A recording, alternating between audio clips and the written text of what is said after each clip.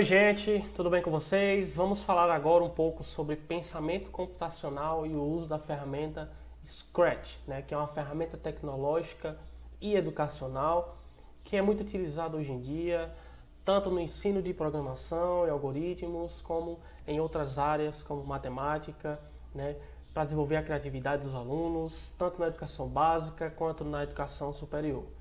Então, o objetivo desse vídeo é a gente entender um pouco sobre isso e um pouco sobre o pensamento computacional. Eu sou Heraldo Gonçalves, sou aluno do mestrado profissional em Educação Profissional e Tecnológica do IF Sertão Pernambucano, e aí vamos aprender um pouquinho hoje sobre pensamento computacional.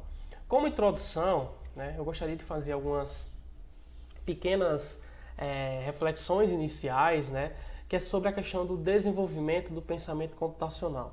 Vivemos hoje no século XXI, numa era onde a informática, as tecnologias de informação e comunicação estão cada vez mais presentes, e aí vivemos num mundo cada vez mais complexo, as coisas evoluem de forma mais rápida, de forma mais ambígua. Então a gente teve uma pandemia, por exemplo, agora, que as profissões mudaram numa velocidade muito absurda, e os profissionais tiveram que reaprender as suas profissões em um tempo muito curto.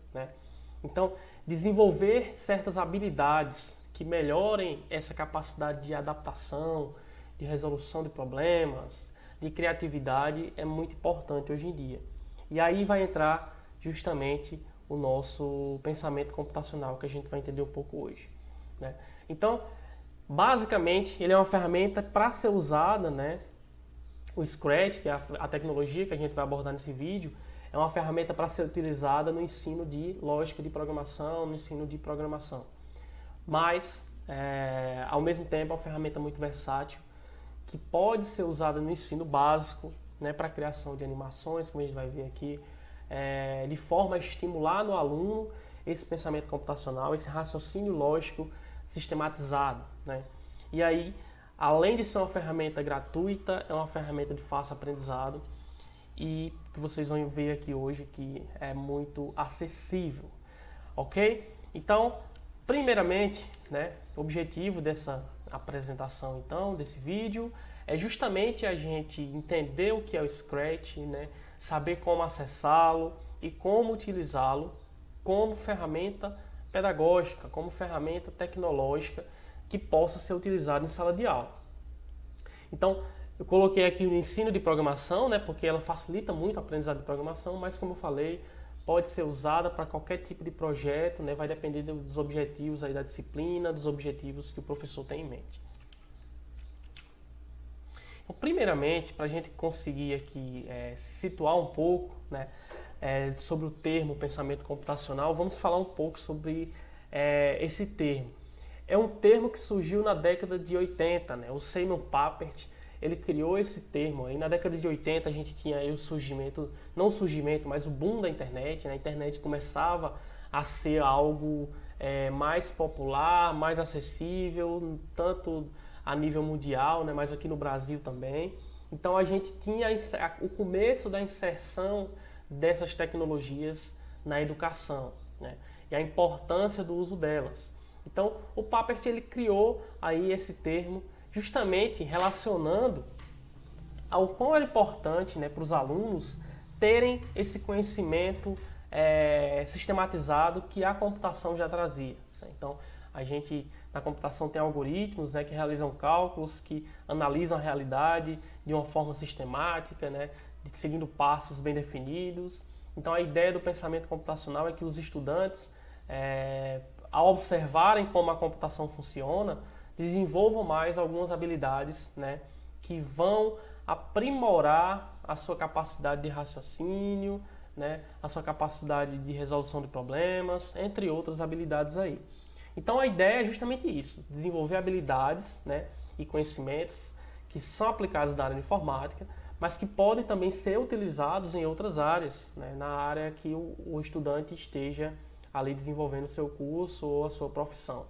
Então a gente aproveita tudo que há de bom na tecnologia para resolução de problemas reais. E aí ela tem 4 pilares básicos que são pilares da computação também, né? O primeiro é criar nos alunos justamente a capacidade de decomposição, né? A capacidade de decomposição, como a imagem, deixa eu até mudar aqui o meu vídeo, né?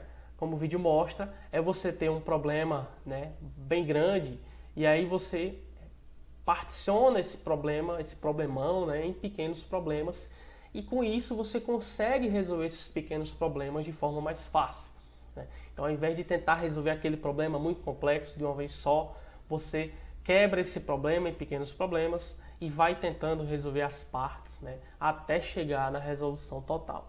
Então, isso é uma técnica que a computação usa, que a gente tenta estimular isso nos estudantes para que eles passem a usar a decomposição em disciplinas como matemática, como física, como química e a resolução de qualquer problema que exija interpretação, que exija decomposição, né, em subproblemas.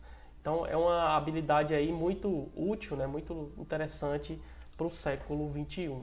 Outro pilar do pensamento computacional é o reconhecimento de padrões, né? Que é nada mais do que identificar características em comum em diversos elementos, né? Características que se repetem e identificar a formação de padrões, né? Então, como a imagem mostra aqui, a gente identifica imagens que estão repetidas aí nessa sequência e modela esse padrão, né, que acontece nessas imagens. Então, essa também é uma habilidade que é estimulada pelo pensamento computacional e que vai ajudar os alunos aí também na resolução de problemas, na interpretação, né? Tudo isso aí de forma mais facilitada. O próximo pilar é a abstração. A abstração é muito falada na computação, né? Inclusive é um dos problemas aí que o pessoal tem no início do aprendizado de lógica de programação, de algoritmos. E aí é nada mais do que a capacidade de você entender, né, de você assimilar aquela informação, né, dentre um conjunto de várias informações aleatórias. Então é você identificar o que é mais relevante, o que é mais importante, como a figura mostra aqui, ó. Você identificar, filtrar informações dentre um diverso conjunto de informações que possa existir e filtrar aquelas que são mais importantes, que vão ser úteis para gerar uma resposta para aquele determinado problema. Então a abstração é basicamente isso.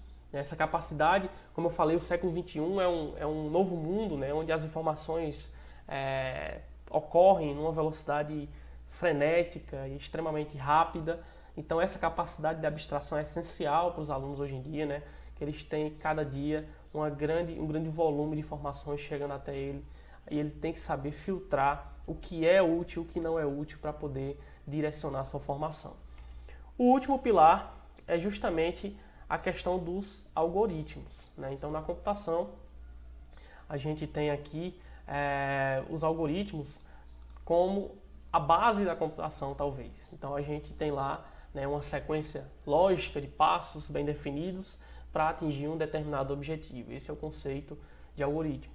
Então, passar esse conceito para os estudantes da educação básica é basicamente ensiná-los a sistematizar o pensamento, né? Então, o aluno ele aprende a transformar o seu pensamento, o seu projeto, né? Dividi-lo em partes, entender o que é relevante e organizar isso em passos bem definidos, utilizando o raciocínio lógico para chegar a uma forma mais eficiente de resolver um determinado problema, né? Então, o algoritmo ele é aí um dos pilares do pensamento computacional, justamente por isso, né? Talvez seja aí o principal, por isso que veio no final, porque ele é justamente essa capacidade de organizar tudo que está ao entorno do aluno, né, de forma sistematizada, de forma lógica, para atingir os seus objetivos.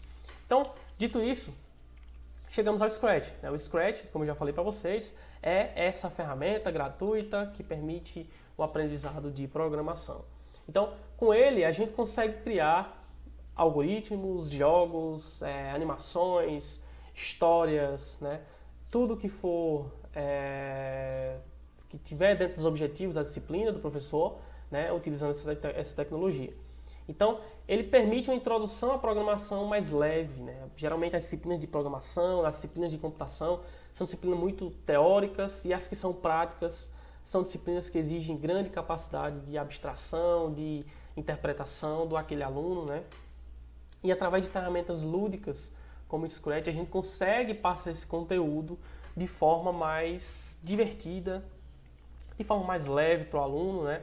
Para que ele aprenda brincando e tenha uma aprendizagem mais significativa.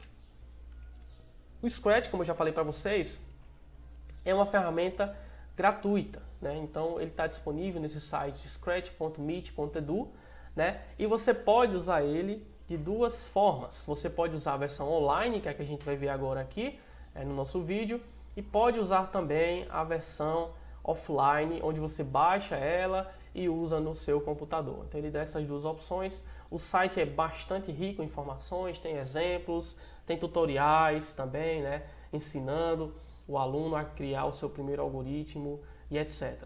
Então ele faz uso da programação em blocos, né? Na programação em blocos, que é um conceito de programação, né? Que utiliza blocos de comandos já prontos ali, você puxa, arrasta para poder montar aí o seu código de forma mais rápida e intuitiva. Então, sem mais delongas, né? Vamos visualizar na prática aqui o funcionamento do Scratch para a gente poder entender um pouco o seu funcionamento. Então eu já estou com o meu site aberto aqui, o meu scratch.meet.edu, e o primeiro passo que o professor tem que fazer é se cadastrar. Tanto o professor quanto os alunos, né, criar uma conta aqui no site do Scratch, clicando aqui no botão aderir ao Scratch. Ele vai fazer um cadastro bem rápido, vai pedir um nome de utilizador e uma senha, né? Então eu vou colocar aqui, por exemplo, professor Heraldo, né? E vou colocar uma senha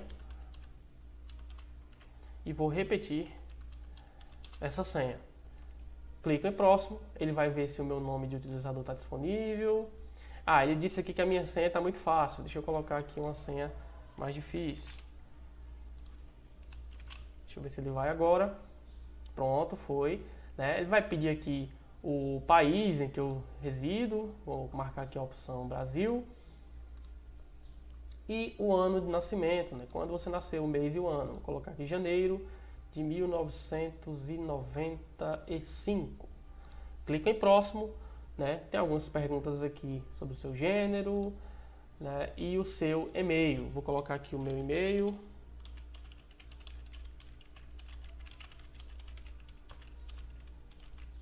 Para a gente poder criar a nossa conta, ok? Então, clico em criar conta, ele vai criar o meu ambiente aqui, né, para que permita que eu comece a estudar programação. Como eu falei para vocês, o site é bastante rico, como vocês estão visualizando aqui, né? Deixa eu puxar minha imagem para cá. Como vocês estão visualizando, temos aqui, por exemplo, alguns tutoriais, né? Então ele traz aqui, ó, aprenda a criar um projeto no Scratch, experimente os projetos de arranque, né? Então você consegue aqui ver várias ideias, alguns projetos prontos, ó, projetos em destaque, né, que você também já pode abrir aqui, testar, estudos em destaque. Então ele traz várias ideias aqui, né, já funcionais para que você comece a aprender já testando aqui e alterando algumas coisas.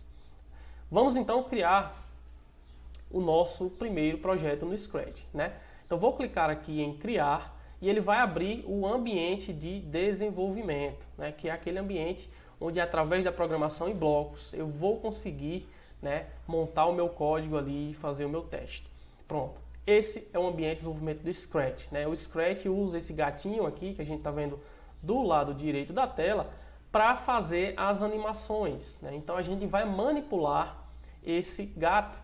Então, através do ensino de alguns assuntos de lógica, né, como eu falei dos pilares lá, decomposição, abstração, né, algoritmos, reconhecimento de padrões, o professor vai organizar, né, a sua disciplina, fazendo ligações desses pilares com os assuntos que ele quer abordar, né, independente da área, e aí ele vai trazer isso para a ferramenta. Eu vou fazer um exemplo rápido aqui, né? Como eu já falei, a documentação da ferramenta é bastante extensa. Então a gente vai fazer um exemplo rápido aqui de uma pequena animação desse gato e do uso de variáveis, né? Então variáveis são espaços na memória do computador que a gente vai utilizá-los para guardar informações. Então, por exemplo, quando a gente fez o cadastro aqui no site do Scratch, eu inseri lá a minha senha, por exemplo. Então o computador guarda essa senha em uma variável para que posteriormente ele use essa senha para fazer alguma coisa. Então a gente vai exemplificar um pouco, né, o uso dessas variáveis nesse momento. Para isso, eu venho aqui no meu painel no canto esquerdo, né, aqui no menu variáveis, e vou criar uma variável. Né? Então clico nesse botão e vou criar uma variável chamada nome. Clico em OK. Ela aparece aqui para mim, ó, eu vou arrastá-la para a minha tela, ok? Então a minha variável nome vai estar aqui. Como eu falei para vocês, né, como vocês já devem saber, um algoritmo é uma sequência definida de passos para atingir um determinado objetivo. Então, o objetivo que eu quero fazer é, o gato vai perguntar o nome de alguém, esse alguém vai inserir o seu nome, e logo após o gato vai imprimir uma mensagem de boas-vindas para essa pessoa, incluindo o nome que ela acabou de informar, ok? Então a gente vai entender melhor agora. Para isso, eu preciso dizer quando o meu algoritmo inicia. Então eu vou criar um evento de inicialização. Então eu venho aqui no menu Eventos, né? Escolho este daqui, que significa quando a bandeira for clicada. Percebam que aqui tem uma bandeira. A bandeira é como se fosse o meu botão de iniciar. Então, quando a bandeira for clicada, faça alguma coisa. Né? Então, puxei aqui o meu bloco e vou encaixar outras peças aqui embaixo para a gente dar continuidade ao nosso código, beleza? O que mais que eu tenho que fazer aqui? Né? Como eu falei para vocês, eu vou perguntar o nome do usuário. Então, eu venho aqui no menu, né, azul aqui, ó, de sensores, né, escolho aqui o botão de pergunta. Né? Eu vou marcar aqui a resposta. Então, ó, pergunte, ele traz aqui, por exemplo, um exemplo, qual o seu nome, né, em inglês, e espere. Eu vou trocar aqui e vou colocar a mensagem em português. Então, qual o seu nome? Faço a pergunta e fico esperando, beleza? Se eu executar este código, vamos ver o resultado que vai aparecer. Então, aqui já aparecem as duas variáveis, que é a minha variável nome e a minha variável de resposta da minha pergunta que eu estou fazendo aqui, ok? Então, se eu executar, ele vai perguntar qual é o meu nome. Eu vou inserir o meu nome, Heraldo, aperto Enter, mas ele não faz nada. Por quê? Porque eu não disse que era para fazer nada. Eu vou fazer isso agora. Primeira coisa, eu li o nome da pessoa, mas eu tenho uma variável que é como se fosse uma gaveta na memória para armazenar este nome, né, por um momento. Então, se eu criar a variável, eu tenho que usá-la. Então, aqui no meu menu Variáveis, eu vou escolher, né, este comando aqui, né, para setar um valor a uma variável. Ele vai atribuir um valor à variável. Então, eu vou atribuir a variável nome, né, eu marco aqui a opção nome, que é a variável que eu criei aqui em cima. Então, vou atribuir à variável nome a resposta a essa pergunta. Então, se eu vier aqui no menu sensor de novo e puxar o botão resposta aqui para dentro, ó, ele vai fazer essa assimilação. Então, pergunto qual é o nome dele, pego a resposta, salvo na variável nome. Se eu executo agora novamente, ó, ele pergunta qual é o seu nome, vou escrever Heraldo, não apertei Enter ainda, a variável nome está com valor 0, mas quando eu aperto Enter, nome passa a ter o valor Heraldo, porque eu acabei de dizer ao computador que ele tinha que fazer isso, né? Então eu disse o quê? Computador, quando eu clicar na bandeira, faça alguma coisa. Que coisa é essa? Pergunte o nome e aguarde. Perguntei o nome. Pegue esse nome que a gente acabou de receber, né, que está aqui nesse botão chamado de resposta aqui, né, que foi inserido, e salve na variável nome. E foi o que ele acabou de fazer. Só que o que eu preciso fazer agora é, estou com a variável nome em mãos. Imprima esse nome na tela, juntamente com uma mensagem de boas-vindas, como eu falei. Então, vou lá no meu menu de novo aqui, ó, azulzinho, pego mais uma vez a ferramenta de mostrar o balão na tela, né, que é o ESC, e vou imprimir aqui alguma mensagem. Deixa eu ver se a gente pode usar outra aqui, rapidinho. Eu acho que vai ser essa daqui. Deixa eu ver aqui, operadores. Sim, a gente vai usar essa mesmo, né? Então, só que ao invés de apenas imprimir o nome do cara, que está armazenado na variável nome, eu quero imprimir também uma mensagem de boas-vindas para ele. Ou seja, olá, Heraldo, seja bem-vindo, né? Ou então, olá, Heraldo. Para isso, já coloquei aqui o meu comando de imprimir na tela. Então, vou colocar aqui a mensagem de teste, só para a gente ver, né? Clico na bandeira, qual é o seu nome? Heraldo. Quando eu aperto Enter, ele imprime teste, porque é a mensagem que eu coloquei aqui. Só que eu quero imprimir o valor da variável nome, atrelado a uma mensagem também. Para isso, a gente vai usar um operador, né, de junção aqui de dois textos, que é esse join aqui, ó. Vou pegar ele e soltar dentro do espaço aqui em branco do meu bloco ask. E eu quero juntar o quê? Eu quero juntar a mensagem olá com o nome que eu li, que é a variável nome. Então eu pego aqui a minha variável nome e jogo aqui na frente do olá, né?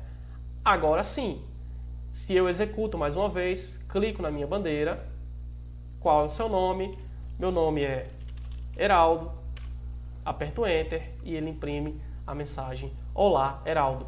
Então a gente fez uma pergunta, armazenou um valor, né? Imprimiu esse valor na tela, organizou todo esse processo em uma sequência de passos bem definida. E aí a gente tem diversos outros controles, como por exemplo, movimento, né?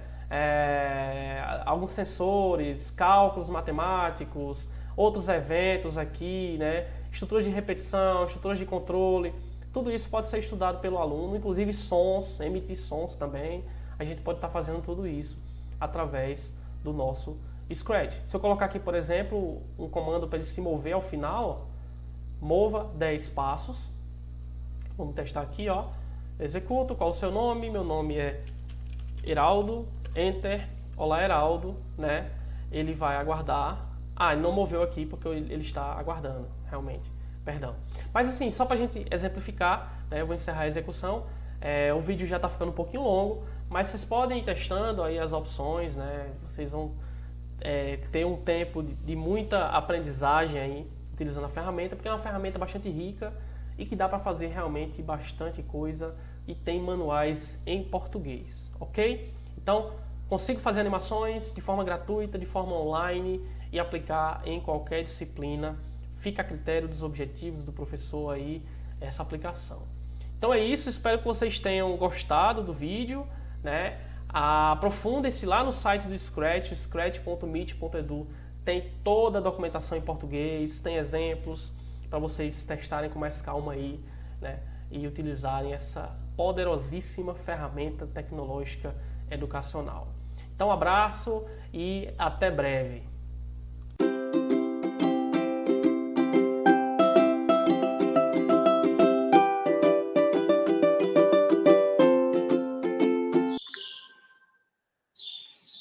Olá pessoal, tudo bem? Eu me chamo José Walter e eu vou trabalhar uma ferramenta de ensino de redes e computadores. Eu vou trabalhar a ferramenta Packet Tracer, que é uma ferramenta muito utilizada para o ensino de redes de computadores.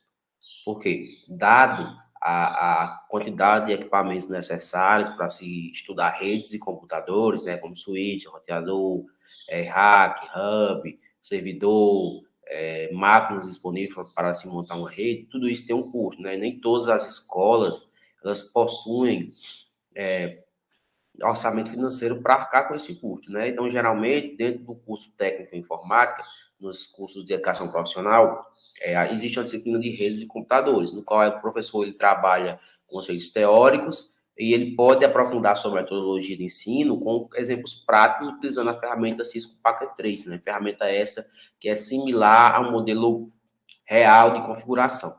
Então, aqui eu vou projetar a tela, a gente começar a falar um pouco sobre o que é o Packet Trace e como é que ele funciona.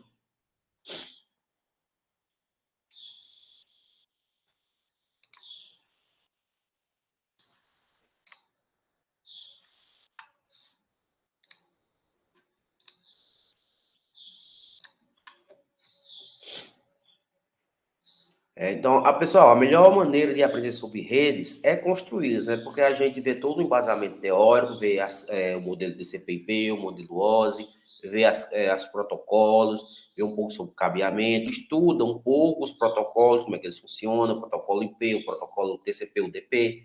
Só que na prática a gente não vê nenhuma uma função, né? Então, quando o aluno ele é instigado a praticar, quando o aluno ele consegue, quando ele vê o conteúdo ali teórico, ele estuda o camada de rede, ele estuda o endereço IP, ele se apropria das classes de IP, ele começa a calcular os endereços de IP, as faixas de IP, a sub-rede, mas não a pratica, né? Ele não tem como praticar aquilo ali, porque ele não tem aparato físico para que ele possa construir aquela rede. Então, com o Packet Trace, ele consegue construir várias e várias redes, fazer todo tipo de configuração, inclusive simular até as topologias de rede que eles estudam no início da disciplina, né? Que é barramento, anel, malha, estrela, híbrida e por aí vai.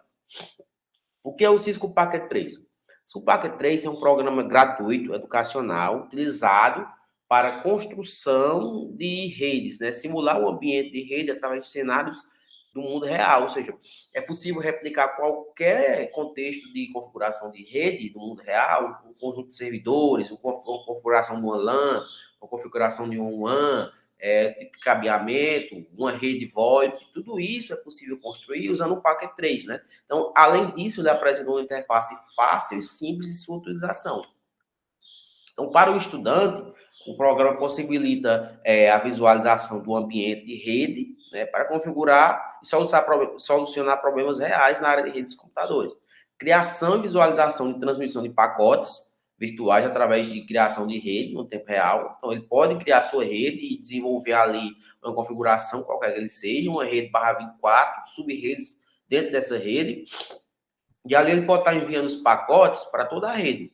Ele desenvolve a solução, a habilidade de solução de problemas e ele consegue criar e configurar qualquer topologia complexa na área de redes e computadores. O professor ele pode ser utilizado a ferramenta para construir conceitos de rede, demonstrar aplicações práticas na área de redes e computadores.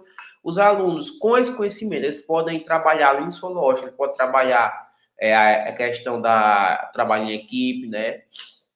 E o seu desenvolvimento também de forma que ele trabalhe sozinho, se ele quiser. Né? Então, ele é utilizado pelo mundo todo, né, por meio de campeonatos, por meio de atividades práticas. Então, é uma ótima ferramenta para o aluno se apropriar de conceitos práticos da área de redes e computadores. Então, aqui eu vou abrir a ferramenta para a gente dar uma olhadazinha nela. Então, ela está aqui, ó. Ela é disponível para Windows, para Mac, para Linux. Então, ele simula todo o ambiente da área de redes e computadores. Ó. Tem todas as opções aqui. Aqui embaixo, a gente vai ter os equipamentos, né? Os computadores, o PC, o laptop, o servidor, impressora, dispositivo de VoIP, telefone. Então, ele é bem completo, né? A gente pode observar aqui que tem até as estações aqui, ó. A gente configurar uma estação. Os tipos de cabo, né? O cabo crossover, o cabo direto, o cabo fibra e os dispositivos, né? De rede em si, né? Switch e roteador. Então, vou fazer aqui uma rede bem simples para a gente poder entender. Eu vou clicar aqui, vou até mostrar um exemplo de configuração de duas máquinas e uma configuração utilizando roteador. Então, eu vou colocar aqui a máquina 1, máquina 4 e a máquina 5 aqui. Então, eu vou interligá-las utilizando um cabo crossover, para que elas duas possam conversar. Então, eu vou ligar o cabo aqui na porta Ethernet 0, na porta Ethernet 0 dessa outra máquina. Então, aqui eles já estão ligados, só que eles não estão configurados, né? Eu preciso aqui configurar o IP. Então, eu dou 2 cliques em cima da máquina e venho aqui em desktop. Então, aqui o aluno, ele já pode treinar configurações de IP. Aqui eu vou atribuir um IP aqui aleatório, ó, 0.1. Automaticamente, quando eu dou um tab, ele já gera a máscara de rede. Né? Então, configuraçãozinha de IP básica, eu coloquei o IP aqui com host 1, né? E esse aqui eu vou colocar com host 2. Vou aqui, ó, configuro 192.168.0.2, ele já gera a minha máscara, eu fecho aqui a configuraçãozinha bem simples. E aqui eu vou testar agora, né? Eu dou 2 cliques, venho aqui em prompt de comando, e vou lhe atribuir, vou dar um ping, né? Vou acessar outra máquina que eu acabei de configurar, pelo endereço dela, é 192.168.0.2. Então, ele vai disparar aqui, 4 acessos, e ele 0% de perda, né? 4 pacotes recebidos, 4 enviados, 4 recebidos. Ou seja, a máquina está configurada com sucesso. Agora, eu vou fazer outra configuração mais complicada. Uma configuraçãozinha de roteador. Então, eu vou aqui criar mais 2 máquinas. Máquina não, 6. Máquina 7. Vou adicionar entre elas um switch de 24 portas. Vou colocar meu switch aqui. E vou fazer essa ligação com o roteador. Aqui, ó. Vou interligá-los, né, com o cabo direto. Primeiro eu vou interligar os computadores na porta Ethernet 0 respectiva entre cada. Ethernet 0. E aqui eu vou ligar o roteador no switch pela porta Gigabit Ethernet 0. Tanto aqui no meu switch, ó. Pronto, feito isso, eu devo configurar novamente os endereços IPs aqui, né, nas máquinas, 192.168.0.1. Eu vou configurar o endereço do roteador aqui no gateway, né, que é 192.168.0.0. Assim vai ser o endereço de acesso do meu roteador. Vou configurar essa outra máquina aqui.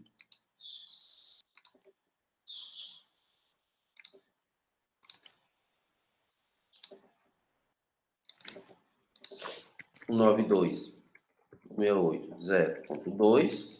Vou configurar a máscara ou gateway, é o endereço do roteador, e vou fechar. Observe que ele é bem completo, né? Ele tem todas as funções, como eu falei. Você consegue trabalhar exemplos simples e também exemplos mais complexos. Então, aqui você consegue construir qualquer tipo de rede, né? Um servidor FTP, um acesso remoto, com IoT, vários tipos de configurações. Vamos lá.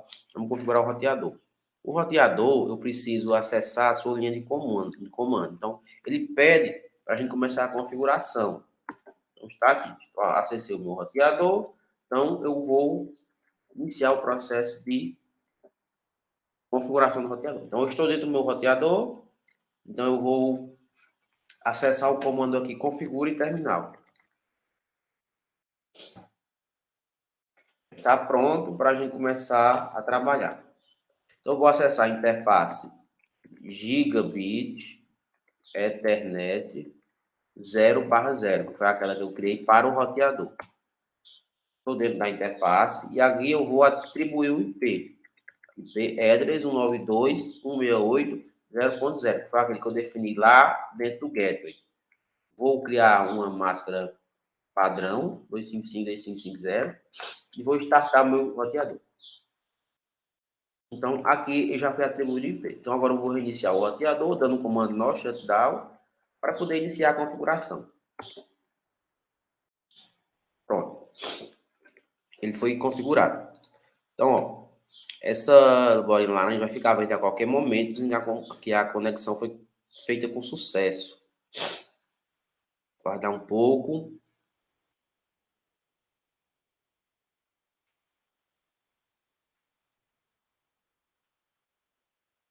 Enquanto ela vai configurando, a gente pode fazer um teste aqui, ó. Vou mandar um ping de uma máquina para outra. 192.168.0.1. Então, a configuraçãozinha funcionou. Pronto. Está verde aqui. Então, o que comprova que o nosso roteador está configurado e pronto para uso. Então, a ferramenta Packet Trace ela é bem robusta nesse sentido, né? Você consegue simular qualquer rede de qualquer tamanho, qualquer topologia. Então, eu poderia criar aqui outra rede, fazer uma ligação em 2 redes, depois fazer outra rede, e assim eu montar um WAN, uma MAN, uma PAN. Então, é uma ferramenta bem interessante, pois o professor ele pode, a partir de sua criatividade, né, ele pode elaborar vários tipos de exemplos, né, utilizando o Packet Trace. E aí ele pode trabalhar todas as configurações da parte de redes de computadores. Então, essa é a ferramenta, o Packet Tracer, e espero que ajude aos educadores a melhorar suas práticas docentes. Obrigado pela atenção e um forte abraço.